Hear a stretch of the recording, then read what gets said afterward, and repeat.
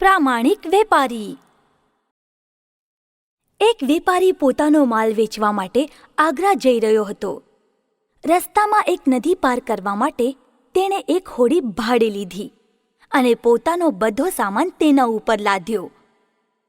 હોડી જ્યારે બીજા કિનારા પર પહોંચી ત્યારે એ વેપારી પોતાનો સામાન તેમાંથી ઉતારવા લાગ્યો.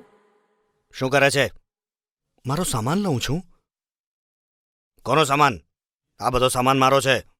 આ સાંભળીને એ વેપારીને તો આઘાત લાગ્યો.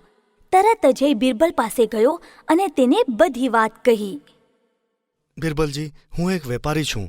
ઘણે દૂરથી હું થોડો માલ વેચવા માટે લાવ્યો. નદી પાર કરવા માટે મેં એક હોડી ભાડે લીધી, પરંતુ બીજા કિનારા પર આવતા જ એ નાવિકે આ બધો સામાન એનો છે એમ કહીને જપ્ત કર્યો. કૃપા કરી મારી મદદ કરો. મારો માલ મને પાછો અપાવો. બિરબલે સિપાહીઓ દ્વારા તે નાવિકને બોલાવ્યો. બિરબલે ખાસો સમય તેને આડા અવળા પ્રશ્નો પૂછ્યા, પરંતુ આ માલ મારો જ છે આ વાત પર એ નાવિક અડી જ રહ્યો. બીજા દિવસે બિરબલ એક બીજા વેપારીને લઈને નદી કિનારે વેશપલટો કરીને ગયો.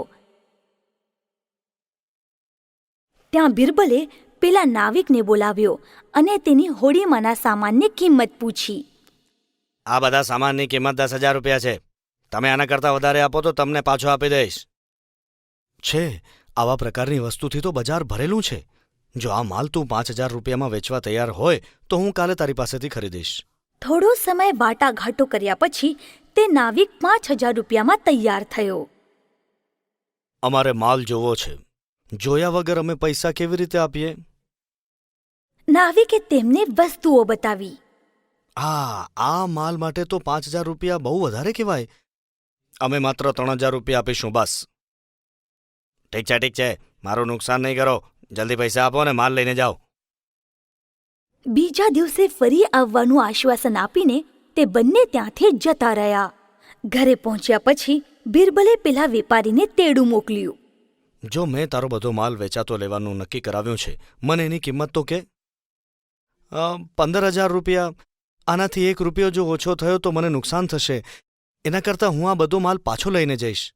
નાવિકની જેમ બિરબલે વેપારી સાથે પણ ઘણી જ વાટાઘાટ કરી અને કિંમત ઓછી કરવાનો પ્રયત્ન કર્યો, પણ વેપારી તૈયાર નહીં થયો.